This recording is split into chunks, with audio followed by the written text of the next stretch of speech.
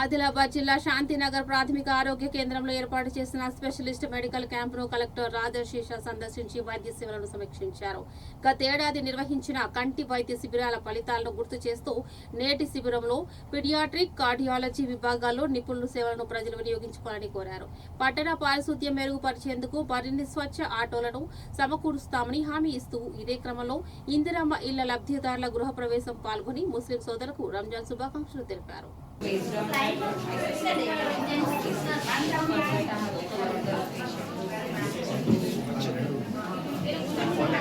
అటువంటి వాళ్ళకి సెలవులు వస్తుంది. మెడికల్ ఆఫీసర్తో మాట్లాడి తెప్పియండి ఈరోజు మాట్లాడి అంటే ఇటువంటి కదా చాలా సీరియస్ కేసు మరి డ్యూటీ ఇప్పుడు కార్డియాలజిస్ట్ కూడా ఉన్నారు చేసుకోవచ్చు డ్యూటీ చేస్తారు కదా కార్డియాలజిస్ట్. 99 రోజుల భాగంగా ఇక్కడ ఒక స్పెషలిస్ట్ హెల్త్ క్యాంప్ ఇక్కడ అందరూ గౌరవ కౌన్సిలర్స్తో కలిసి మళ్ళీ ఇన్స్పెక్షన్ చేయడం జరిగింది. డిఎంహెచ్ఓ గారు తర్వాత రిమ్స్తో ఉన్న 6 స్పెషలిస్ట్ డాక్టర్స్ కూడా ఇక్కడికి వచ్చారు. సో మనం ఇప్పటివరకు చాలా పిఎన్సీస్లో ఇటువంటి క్యాంప్స్ కూడా మళ్ళీ ఏర్పాట్లు చేసి మళ్ళీ రిఫరల్స్ పైన ప్రత్యేకంగా ఫోకస్ చేయడం జరుగుతుంది. నేను ఇక్కడ ఒక ఆప్థాల్మాలజిస్ట్ డాక్టర్ అంటే ఐ డాక్టర్ ఎవరైతే ఉన్నారో వారికి అడిగితే మొన్న వారు పిహెచ్సి ధంతర్పల్లికి వెళ్ళిండ్రు. పిహెచ్సి ధంతర్పల్లికి వెళ్ళిన తర్వాత అక్కడ 10 కేసెస్ గుర్తించారు. 10 కేసెస్లో మళ్ళీ 5 కేసెస్ మళ్ళీ రిమ్స్కి వచ్చి మళ్ళీ వారికి క్యాటరాక్ట్ సర్జరీస్ కూడా చేయడం జరుగుతుంది. అంటే ఇది బేసికల్గా మన ఆబ్జెక్టివ్. ఎవరైతే ఇట్లా ఊర్లో కానీ వార్డ్లో కానీ ఇటువంటి కేసెస్ ఉన్నాయో వారికి గుర్తించి మళ్ళీ వారికి సరైన ట్రీట్మెంట్ రిమ్స్ దగ్గర అక్కడ కార్డియాలజిస్ట్ కూడా ఉన్నారు కాబట్టి ఒక కేసు ఇలా గుర్తించాము. పీడియాట్రిక్ కేసులో 2 ఇంకో అవసరం ఉంది. సో అటువంటి ప్రత్యేకంగా కేసెస్ని గుర్తించి మళ్ళీ వారికి రిమ్స్లో రిఫరల్ ట్రీట్మెంట్ పూర్తిగా చేయాలి. దానికి మళ్ళీ ఈరోజు వారందరికీ కూడా సజెషన్స్ కూడా ఇవ్వడం జరిగింది. అందరూ కౌన్సిలర్స్ కూడా ఈరోజు ఈ వార్డులో ఈ యూపీహెచ్సికి సందర్భంగా ఒక 4-5 కౌన్సిలర్స్ కూడా మాతో పాటు పాల్గొన్నారు. దీంతో పాటు వారు ఇప్పుడు కొన్ని పారిశుద్ధత సందర్భంగా కొన్ని సమస్యలు కూడా చెప్పడం జరిగింది.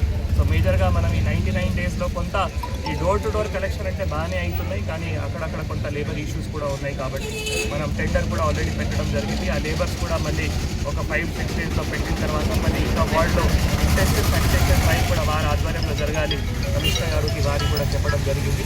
ఇంకా కూడా మనం సిఎస్ఆర్లో అదనంగా స్వచ్ఛ ఆటోస్ కూడా తెప్పించుకోవడానికి ప్రయత్నం చేస్తున్నాము. ఎందుకంటే మున్సిపాలిటీలో ఈ పారిశుద్ధత చాలా ఇంపార్టెంట్. పారిశుద్ధత ఉంటేనే మళ్ళీ మనం ఎప్పుడైనా వ్యాధులు కూడా రాకుండా చూడగలుగుతాము. ఇది ఇంకొకటి కూడా కోరుతున్నాము. మనం ఇక్కడ కౌన్సిలర్స్ తర్వాత మున్సిపల్ కమిషనర్ గారికి కూడా కొన్ని చెట్లు ఈ చెత్త వలరబుల్ పాయింట్స్ ఉంటాయి, గార్బేజ్ వలరబుల్ పాయింట్స్.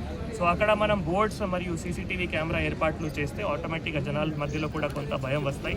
దానికి ఎవరైనా దత్తలు కానీ మర్చెంట్ కానీ లేదు ఇంకా ఎవరైనా కూడా ముందుకి వస్తే వాళ్ళ పేరే అక్కడ పెట్టి వాళ్ళ ద్వారానే ఇనాగరేషన్ చేస్తాము. వాళ్ళ ద్వారా నేను కూడా పాల్గొంటాము, వాళ్ళకి సన్మానం కూడా చేస్తాం. కాబట్టి ఇటువంటి గార్బేజ్ వలరబుల్ పాయింట్స్లో కూడా ముందుకి వచ్చి మళ్ళీ కమిషనర్ గారు కూడా ఇటువంటి మీటింగ్స్ పెట్టి నేను కూడా నా ఆధ్వర్యంలో ఒక మీటింగ్ పెట్టి మళ్ళీ అక్కడ సీసీటీవీ కెమెరా బోర్డు కూడా ఏర్పాట్లు చేస్తాము. అందరికీ కూడా తెలియజేస్తున్నాము. సో ఈ 99 డేస్లో వివిధ డిపార్ట్మెంట్స్లో ఈ కార్యక్రమం కూడా జరుగుతున్నాయి. అందరూ కూడా ఇప్పుడు కొత్తగా కౌన్సిలర్స్ కూడా మళ్ళీ వారు ట్రైనింగ్ కూడా తీసుకున్నారు.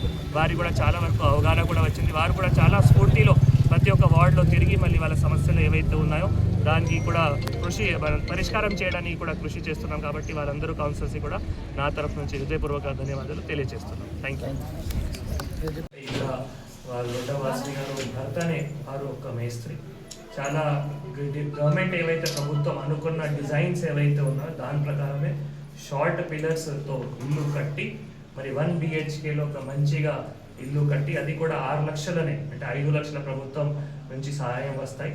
మ్యాక్సిమం ఖర్చు తగ్గిస్తూ మళ్ళీ ఎక్కువ ఖర్చు లేకుండా 6 లక్షలనే ప్రభుత్వం డిజైన్స్ ప్రకారం మళ్ళీ రోడ్డ వాసవి గారు ఒక ఇంద్రమ్మ ఇల్లు మళ్ళీ కన్స్ట్రక్షన్ చేశారు. కాబట్టి వారికి వారి భర్తకి నా తరఫు నుంచి శుభాకాంక్షలు తెలియజేస్తున్నాము.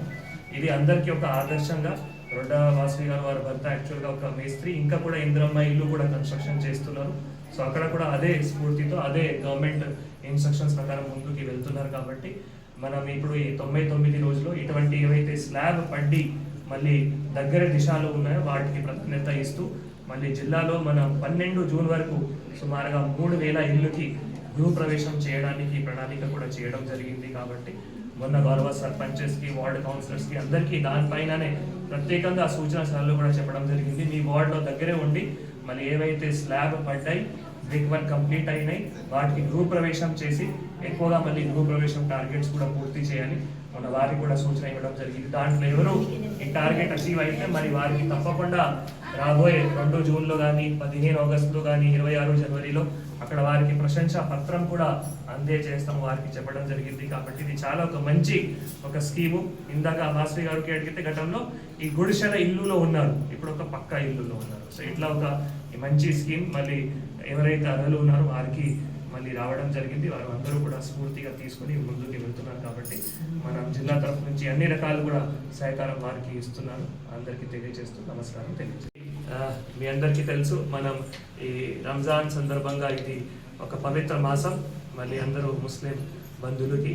సో దాని సందర్భంగా రేపు మళ్ళీ ఈద్ పండుగ కూడా ఉంది. కాబట్టి రంజాన్ మరియు ఈద్ పండుగ రేపు అందరూ ఆదిలాబాద్ జిల్లా ప్రజలకి కూడా శుభాకాంక్షలు తెలియజేస్తున్నాము. మొన్ననే మనం ఇఫ్తార్ విందు కార్యక్రమం కూడా జిల్లా అడ్మినిస్ట్రేషన్ తరఫు నుంచి మళ్ళీ ఆదిలాబాద్ నియోజకవర్గం బోత్ నియోజకవర్గంలో కూడా చేయడం జరిగింది.